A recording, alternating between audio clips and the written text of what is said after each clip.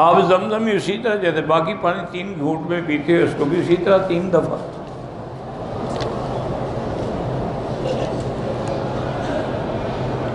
اگر کوئی آدمی ہندوستان زمزم لے جائے اس میں اور پانی ملائے، بالکل نہیں، اس کو 2 نمبر نہ بناؤ، جتنا ہو خالص دو۔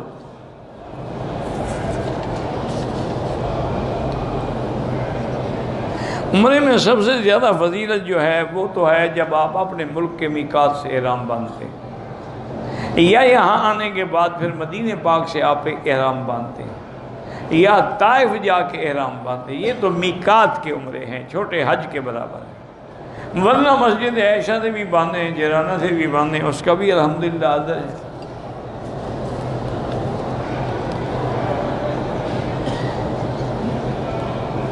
کہتے ہیں جی کہ ہمارے انڈیا میں مسلمانوں کے حالات میں بھئی ہم رات دن پڑھتے ہیں، دعائیں بھی کرتے ہیں، باقی اللہ کی طرف سے امتحان ہے۔ اب یہ تو نہیں ہو سکتا میں کہوں کہ سارے مسلمان ہی نعوذ باللہ غلط ہو گئے، غلط چلو ہم چند ہوں گے، سارے تو غلط نہیں ہوں گے۔ یہ اللہ کی طرف سے امتحان ہے۔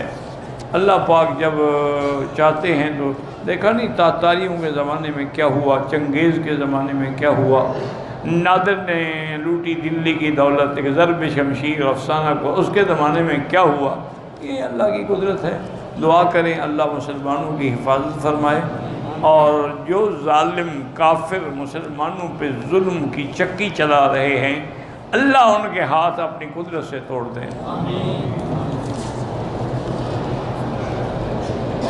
نماز کے دوران میں وسوسے آتے ہیں، پہلا علاج تو یہ ہے کہ جب معاف ہے تو فکر کیوں کرتے ہو، اللہ نے معاف کر دی، بات ختم ہو گئی۔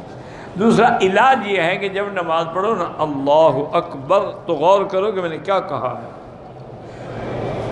اس کے بعد سبحانک اللہم وبحمدک وتبارک اسمک وتعالی، ایک ایک لفظ پہ غور کرو۔ یہ چند دن کرو گے نہ بس اسے ختم ہو جائے۔